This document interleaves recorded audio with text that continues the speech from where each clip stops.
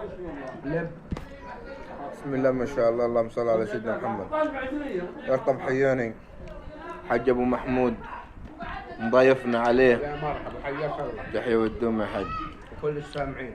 اللهم امين. هذا الرطب يعني تدينا عليه نبذه كده، فكره بسيطه كده. يعني انا شايف الرطب اللي عندها الحين ناس كثير بتستغرب في الموضوع. بسم الله ما شاء الله عليه، فاكهه تقعد معاك السنه طويله. اذا جيت تعمله عجوه هيقعد معاك اكثر من السنه. صحيح. واذا جيت تخزنه تبريد زي كده في الفريزرات هيقعد معاك لغايه ما الموسم الثاني ينزل، وانت كل يوم بتاكل طازه كأنك لسه توك اللي منزل. هو حلو في التخزين. بسم الله ما شاء الله عليه. بصراحه انا بحس ان البلحه الحيانه دي احسن بلحه ممكن انك انت تفكر تزرعها في يوم من الايام، لانها بلحه مش انها بلحه وقتيه، لا بلحه تاكلها في كل وقت. في كل وقت. صحيح. تاكلها في موسمها وتاكلها كمان باقي ايام السنه. الله يطرح لك البركه. اللهم امين، وربنا يا رب يبارك لنا وليكم للجميع. اللهم امين. اللهم وانت طيب بصحه وسلامه. لكن برضه نقطه بسيطه كمان ابو محمود الله يصلح حالك. دلوقتي السنه اللي فاتت كيلو، يعني بالصدفه الفيديو بس عشان الناس تعرف، بس يعني الكيلو السنه اللي فاتت كان عامل كم بالنسبه من تحت النخله للثلاث تجار؟ والله يعني اليومين دول ما فضلش حاجه رخيصه. مزبوط. يعني السنة اللي فاتت والدنيا كانت طبعا هادية ورخيصة مش زي كده. كان ماسك من 10 8 7 جنيه، يعني ما نزلش عن كده. اما دلوقتي طبعا في السنة دي الموسم اللي بتاع السنة دي الناس متوقع عليه طبعا اسعار.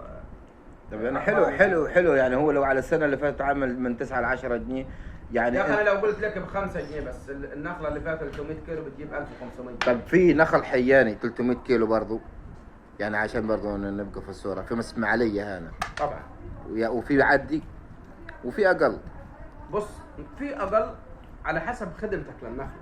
صحيح. انت اذا واليت الحاجه اللي هتواليه هتلاقيه. مظبوط. ما انت ما تواليش وتقول اصلها ما جابتش 50 كيلو. مظبوط.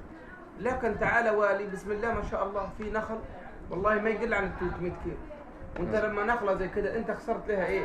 ولا حاجه، لانها حاجه بسيطه. بسم الله ما شاء الله، يعني حاجه مباركه كده، ربنا سبحانه وتعالى وضع فيها البركه. انت لا بترش ولا بحاجة. انت اخرك تولي حبه السوسه كده.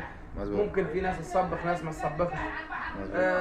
طبعا انا ما بقولش ليه كده عشان خاطر تهملها، لا، انت طبعا كل حاجه هتبقى ايدك فيها بسم الله ما شاء الله، قد ما هتديها ضعف هتديك اضعاف. مزبوط. جزاك الله خير. انا بسالك يعني عشان بس توضح للساده المشاهدين، لان انت عارف ان انا برضه لي في مجال زراعه النخيل بفضل الله سبحانه وتعالى، وانت برضه يعني من اصحاب التجاره في النخل. وجدي الله يرحمه كان سابقا هو من علمنا، جدي فضل من هو من علمنا الشغل في النخل، الله يرحمه ويسامحه. فعشان تدي المصداقيه للمستثمرين وللمزارعين وللمقبلين على زراعه النخيل، تديهم المصداقيه ان النخل البرح الحيانه ده ارطب بتاكل منه طول السنه زي ما انت شايفه عليه الصلاه والسلام. تاكل احسن فاكهه حقيقي، احسن فاكهه تاكلها بدون اي ضرر. لا بترشها ولا حاجه نازله من على النخله طبيعي كده تاكلها تستفاد بيها. بسم الله ما شاء الله نكتلك بلحتين 3 رطبتين زي كده، الا وانت بسم الله ما شاء الله. لا وكمشروع، كما احنا بنتكلم كمشروع، في ناس فاقده المشروع النخله الحياني كنخله محليه، يعني بالنسبه لاستثمارها انك تزرع اكبر مساحه باقل التكلفه، مش زي البرحي والنخل المستورد. دي وحده. الوحده الثانيه انها مخزون استراتيجي كعجوه. صلى على النبي عليه الصلاه والسلام. انت النهارده بتتكلم في نخله اذا جيت تتكلف عليها مثلا كفسيله هتشتريها بكام؟ يعني انت 150 وانت 150. طب تعال انت تتكلم لي في نخله برح ولا مديول ب 1500 جنيه مثلا، مش جاب 10 اضعاف. مظبوط. طب تعال نتكلم في العائد الاقتصادي. مظبوط.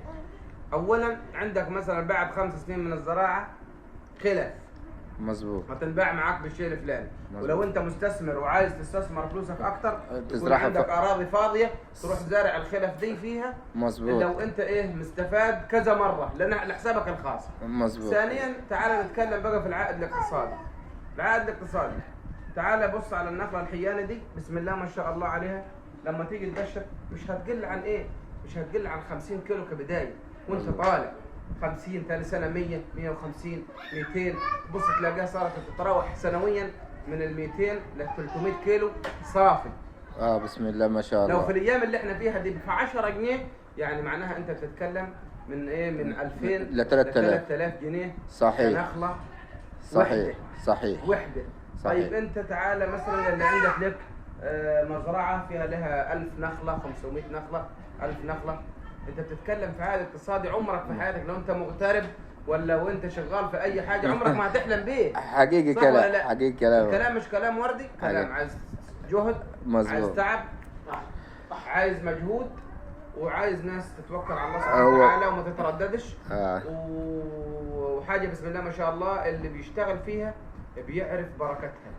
النخله الحياني نخله فيها بركه، تيجي تاكل منها وتهادي منها وتبيع منها وتلاقي بركتها وتزرع كمان. مقاطع كلامك اللي بالطيب، لان انا اوضح نقطه اللي هي انك انت تقدر تزرع اكبر مساحه باقل التكلفه، وفي نفس الوقت بعد الخمس سنين ومع التغيير المناخ اللي احنا شايفينه برضو الحقيقه، يعني ان بعد 5 سنين او 7 سنين 8 سنين هيبقى في اهميه كبيره جدا جدا بالنسبه للعجوه الحياني كتصدر، ويبقى في مصانع تعبئه وتغليف عجوه حياني بسبب الازمات الغذائيه اللي بتحصل في العالم، فهي هيبقى لها يعني اهميه.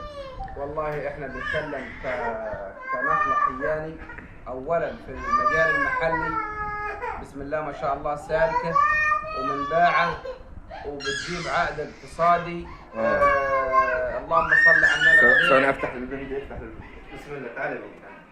بسم الله بسم الله. بتجيب عائد اقتصادي بسم الله ما شاء الله عليه.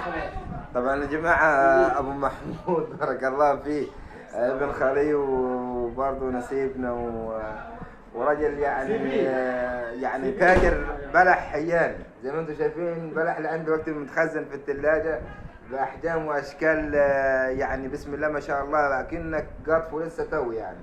والله بسم الله ما شاء الله، وتيجي تاكله نفس الطعم. والله والله زي ما بسم الله ما شاء الله عليه. الله يرضى عليك. والله صلى على النبي. يعني خلي بالك ما بيعرفش قيمه الكلام اللي احنا بنتكلم فيه. خليك مع نفس مع الساده المشاهدين.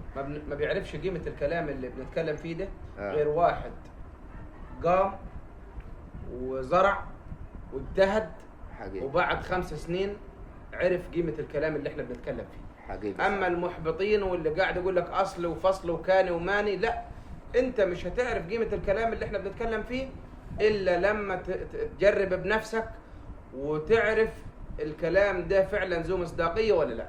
النخله اللي بنتكلم فيها نخله تكاليفها بسيطه يكاد تكون معدومه بالنسبه لغيرها. صحيح. حاجه حاميها الله سبحانه وتعالى، عايزه شويه موالاه منك للسوسه، عايزه شويه مثلا تسميد في البدايه، سماد عضوي، تحطه لك جذور، بعد كده حاجات بسيطه مع الري ممكن بعد كده ما ترويش ولا تعمل. انا بدي اوضح لك نقطه بسم الله ما شاء الله عليه. اوضح لك نقطه بس ابو محمود كمان، يعني الفدان زراعته بحق الفسائل بالزراعه بخدمه التسميد اللي هي قبل الزراعه اللي هي المنشط الجزري والمايسكيب بالزراعه ما بتلحقش ال 20 او ال 25 الف جنيه.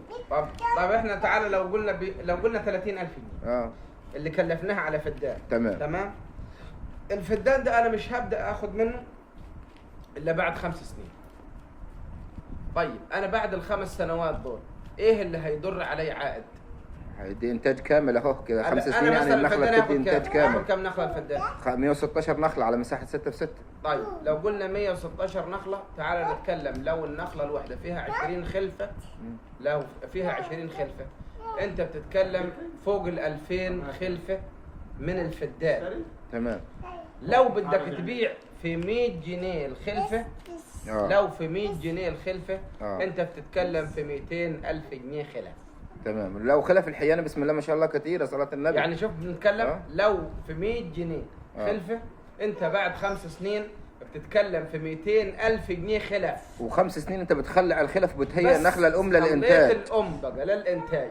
يبدا معاك بقى الانتاج السنوي زي كده. انا لو معاي 50 كيلو في 10 جنيه 500 جنيه في المية بس، بلاش ال 16 في المية بس، اتكلمنا في 50 الف جنيه كبشاير. تمام. من فدان. تمام. كبشاير. وبسم الله ما شاء الله بقى طول ما هي شغاله زي كده معاك وسنه عن سنه الخير بيزيد وان شاء الله رب العالمين هنتكلم الكلام ده. جزاك الله خير. الناس مجربه وربحانه ومغيره حياتها باذن الله تعالى للافضل، وربنا سبحانه وتعالى يجعله مشروع خير على لينا وعلى الجميع، كل اللي نفسه يا رب. جزاك الله خير. كل عام وانت بخير. وانت بخير وصحه وسلامه محمود، وبارك الله فيك. السلام عليكم ورحمه الله وبركاته. الله يسلمك، سلامة الله.